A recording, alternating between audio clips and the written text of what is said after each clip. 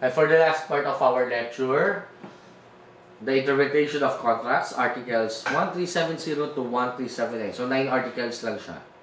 Well, 10.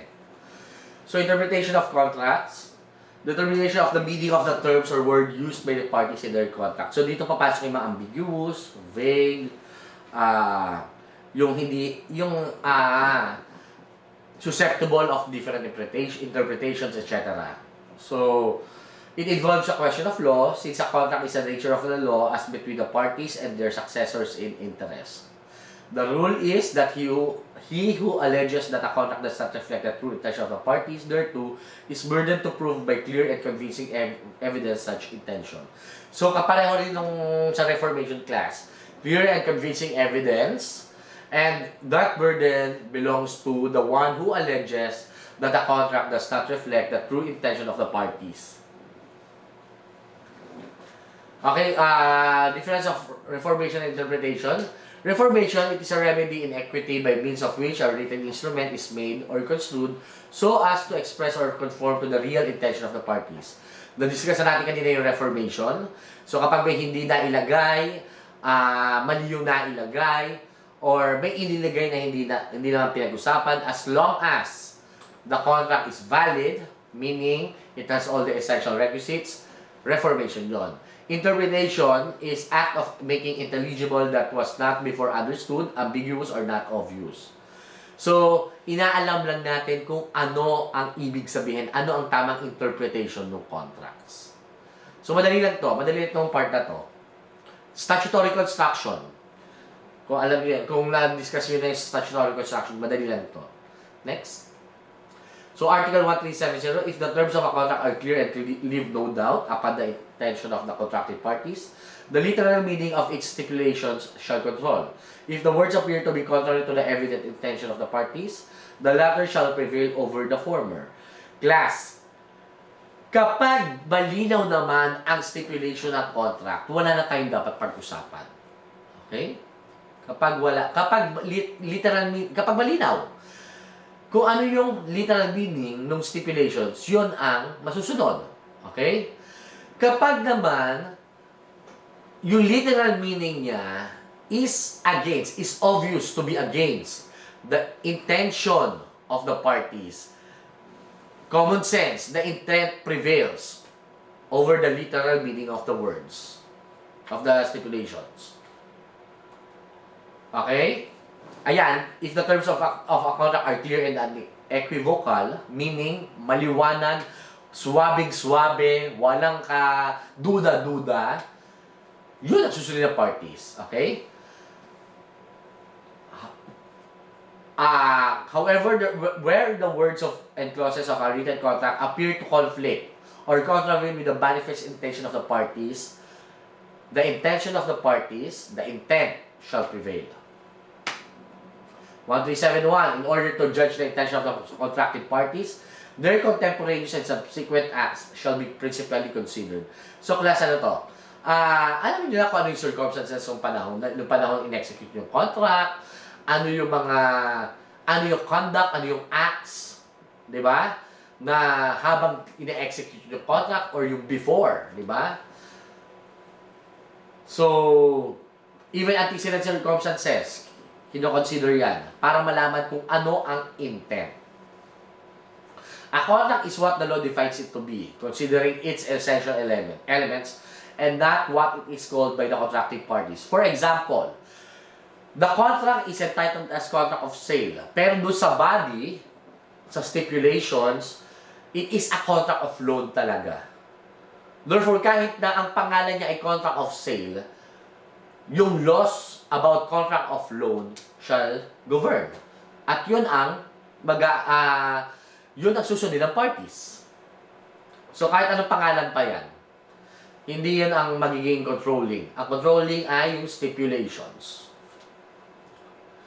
True nature of contract defined by law. A pacto de retro sale may be construed as a simple loan or equitable mortgage. Sinabi ko na sa inyo yan, under 1602 of the Civil Code. So, kanina, di ba? Sale with the right of repurchase. Pacto de retro sale. So, for convenience, At para mas madali, para dun sa pseudo seller, pero siya naman talaga ay siya naman ang nagpapautang talaga, siya ay obligee. Ang ano niya, ang gusto niya gawin kadalasan, sabihin nila na kunwari contract of sale ito with right to repurchase. Pero yun nga, kapag gano'n ang nangyari, the courts are mandated to reform such contract. A contract to sell real estate may be considered a contract for the redemption of mortgaged property. Matututunan niyo sa sales. Although in the contract, the words lease, lessee, and lessor are employed, that is no obstacle to holding that said contract is really a sale on installments, if such was the evident intention of the parties in entering into the said contract. Class number 3. Even the words lease, lessee, and lessor are employed, meaning nag-uupa, and renta, kontrata ng pagrenta. If the words employed, if the words employed will show that the parties intended that there will be a transfer of ownership between the two parties, it is a sale. Hindi yan lease. Why? In lease, there is no transfer of ownership. Okay? Number 4, notwithstanding its denomination or designation as a contract of lease, its provisions and the contemporaneous acts of the contracting parties may disclose that the intent of the parties is to make the lessor an independent contractor for a piece of work. Okay? Lease of services. So, ayun na. Kahit anong patawag dyan. Di ba? 5. The fact that the document is in question is entitled exclusive option to purchase is not controlling where the text thereby shows that it is a contract to sell. So, ano lang yan, same principle. Kahit ano pang binyag yun dyan sa kontrata na yan, kahit ano pang pangalan ng kontrata na yan, ang mag-govern ay yung stipulations of the parties. Article 1372, however general the terms of a contract may be, they shall not be understood to comprehend things that are distinct and cases that are different from those upon which the parties intended to agree. Okay? As a rule, wherein a contract there are general and special provisions covering the same subject matter are inconsistent, the latter shall be paramount to and control over the former when the two cannot stand together. Class, kapag may mga didiscuss ko na rin sa inyo to. Katulad sa novation. Di ba? Na-discuss ko na rin to. If the two stipulations, if there are two stipulations, ang una mong gagawin dyan ay hindi i-cancel yung isa. Or hindi, mas mahalaga yung isa kaysa isa. Hindi. You first try to harmonize. Kapag lang hindi talaga sila kayang i-harmonize, or talaga incompatible sila, di ba? Titignan ngayon kung doon papasok yung specific or special over general. Start ko niyan. Next.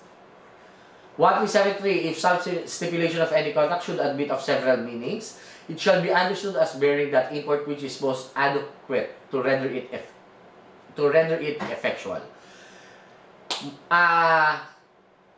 Ano ba ang silbi? Bakit natin i-interpret ang contracts? Anong relevance niyan?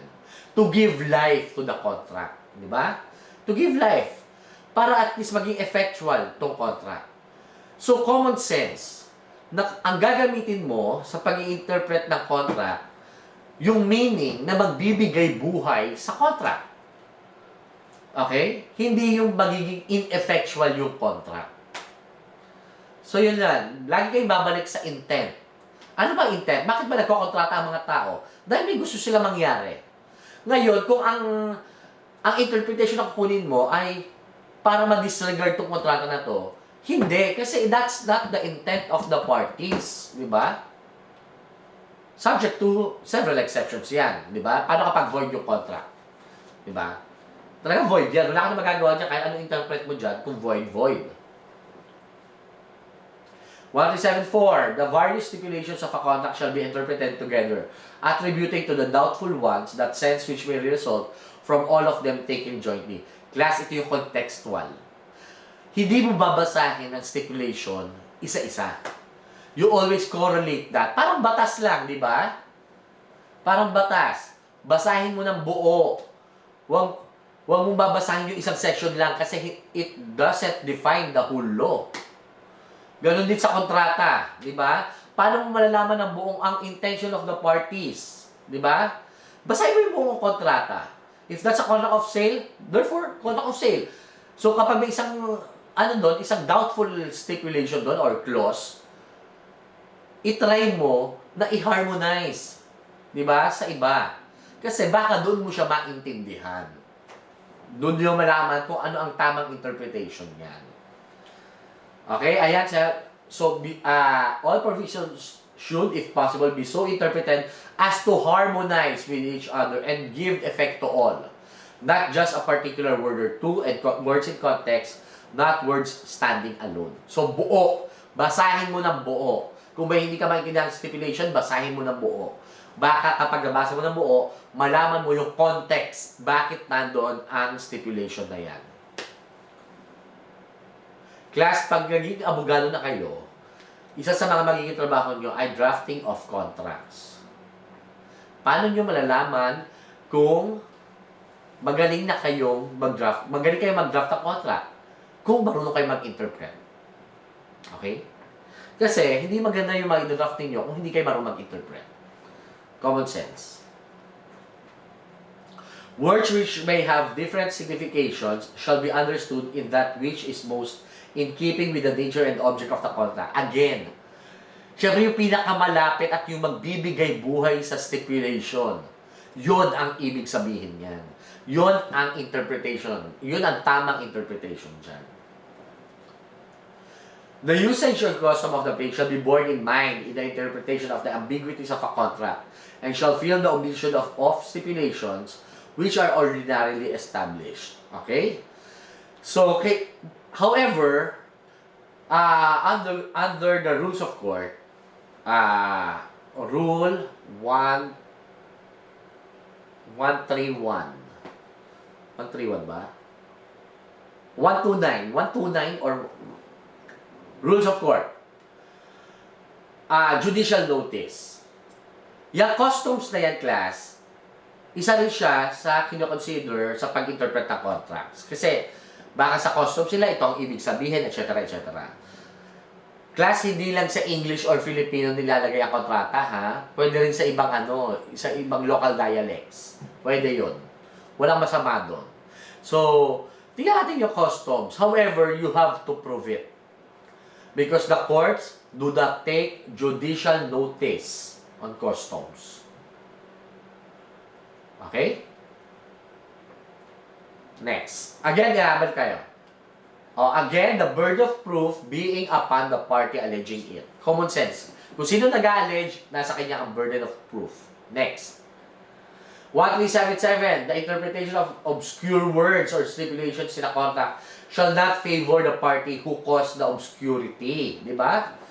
Kung siya ang dahilan kung bakit naging obscure ang isang word, it will be construed not in his favor. A written agreement should, in case of doubt or ambiguity, be taken contra proferentum, be interpreted strictly against a party who has drawn it, or be given an interpretation which will be favorable to the other who, upon the fate of which, has incurred an obligation when justified in light of the operative facts and surrounding circumstances. Ano ang rationale? The party who drafted the contract more easily than the other could have prevented mistakes or ambiguity. Siya may cause nun siya gumawa, di ba? So dapat, naging maingat siya sa choice of words, di ba? So, kapag may ganyang problema sa interpretation, it shall be resolved in favor of the one who did not cause the obscurity. Okay? Next. 1377, contracts of adhesion. Ano ba ang contracts of adhesion? Di ba? These are contracts where almost all the provisions have been drafted by one party. For example, sa sanglaan, di ba? Pipirmahan mo na lang yun eh. Parang take it or leave it yan, di ba? Ano pa ba? Sa ano, yung mga terms and conditions na checkan mo na lang. I accept, di ba? Ganyan-ganyan. Question, is a contract of adhesion valid? The answer is yes. Why? Dahil lahat ng essential elements nandun siya. Di ba? However, in case there's an issue with regard to the interpretation of a stipulation of a contract of adhesion, it shall be resolved against the one who prepared it. Di ba?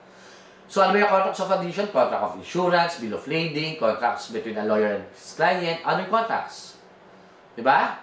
So, yun nga, yung mga terms, yung sa mga Facebook, di ba? Yung bibili ka sa Shopee, di ba may mga isi-check ka doon, I hereby agree to the terms and conditions, etc. So, contract of adhesion yan. So, okay? Ayun ang question natin, whether or not the contract of adhesion is void. The answer, the Supreme Court held that no, it is not void. Dahil, nagbibigay ng consent yung parties eh. Kasalanan ba natin kung hindi nagbabasa? Kaya kasabi ko sa inyo, di ba? Lahat ng kontrata, basahin. So, pwede naman niya tanggihan yan. Ngayon, kung chineka niya yan, nang hindi niya binabasa, problema niya yan. Di ba? He will be bound by it.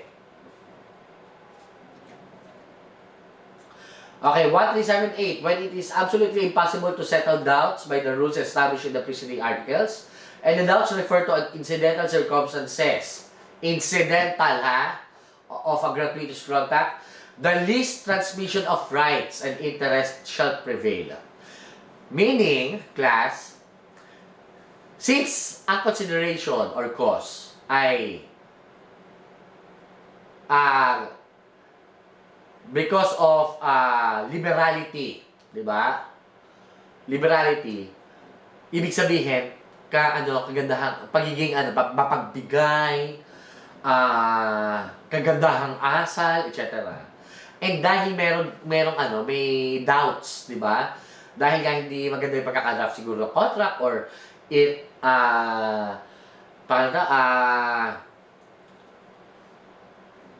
there can be more than one interpretation as to this subject provision or stipulation. So kapag wala ka na talagang magawa, hindi mo kayang i-apply yung mga preceding articles, the least transmission of rights and interest. Meaning, kung ano yung mas kaunting maibibigay na yung mas since donation nga ito, donation for example, nagkaroon ng problema, stipulation, for example, car. Ano ang hindi mo na ma-harmonize yung provisions. It's about a donation of a car. Okay? Ano ngayon? If it's about incidental circumstances of a gratuitous contract, dahil hindi mo ma-check kung hindi mo na talaga ma-harmonize yung mga stipulations, etc. Ginawa mo na lahat. Wala ka nang magawa. Okay? Magpe-prevail ngayon ay kung ano yung mas kaunting mawawala sa donor. Least transmission of rights. If it is a gratuitous contract. Kapag onerous class, ano ba yung onerous? Discuss natin to, di ba? So may makukuha siya, may makukuha ko, di ba?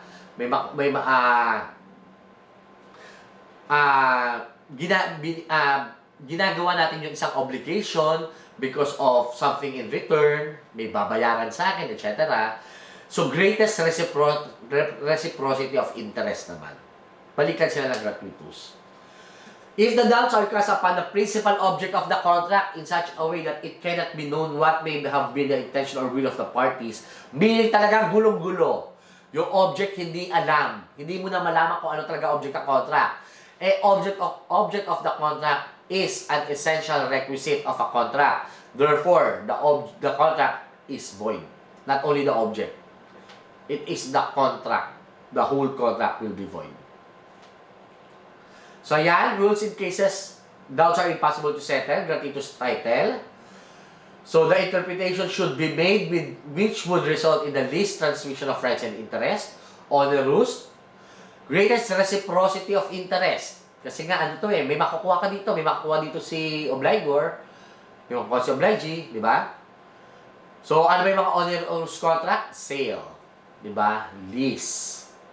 Meron yan. So, principal object of contract, kapag yan naman ang impossible to settle, the contract shall be null and void. Involves a contract of sale. The doubt should be resolved in favor of the greatest reciprocity of interest. Why? Because it is an onerous contract. It should be deemed that which would affect the least transmission of rights. Okay? In case of doubt, a contract purporting to be a sale with right to repurchase shall be construed as an equitable mortgage. Bakit equitable mortgage? It is least transmission of rights. Okay? Wait lang. Yan natin, ha? Baka magulo kayo sa 1 and 2.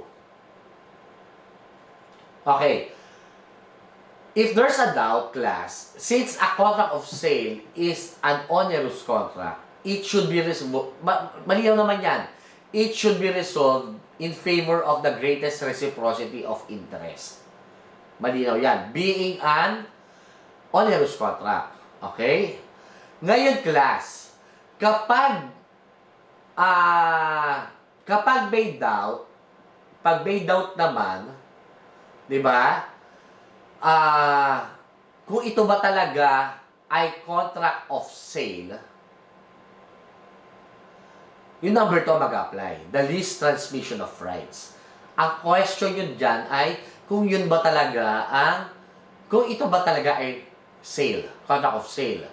Diba? Kasi in case of doubt, a contract purporting to be a sale with a right to repurchase shall be construed as an equitable mortgage. Hindi siya sale. So, magbabasa nyo yan sa Article 1603. Paano mo malalaman kung equitable mortgage siya or sale siya. Contract of sale. 1379. Okay? So, Rule 123 of the Rules of Court o 130. So, basahin nyo lang yan. The language of a writing shall have the legal meaning it bears in the place of execution unless the parties intended otherwise. Again, intention. Siya yung pinaka nasa taas, primary concern. An instrument with several provisions or particulars shall be construed so as to give effect to all. Yung sinabi ko sa inyo kanina, di ba? Basahin nyo ng buo. Article 1373, in case of conflict between a general and a particular provision, the latter shall prevail. So, a particular intent will control a general one that is inconsistent with it. Specific over general. The circumstances under which the instrument was made, including the situation of the subject thereof and of the parties to it, may be considered in its interpretation. Subsequent and contemporaneous acts. Diba? Terms are presumed to have been used in their ordinary and generally accepted meaning unless intended to have been used in a different sense. Kapag literal meaning and walang duda-duda, yun na yun. In case of conflict, the written words prevail over the printed form. Experts and interpreters may be asked to declare the characters or the meaning of the language when such characters are difficult to decipher or the language is not understood by the court. Experts. Of two construction, that sense is to prevail against the party in which he understood it, or which is most favorable to the party in whose favor the provision was made. Again, the intent is to give life, di ba, to the contract. Of two constructions, one in favor and the other against natural right. The former is to be adopted. Usage may be the basis to determine the true character of an instrument. Okay.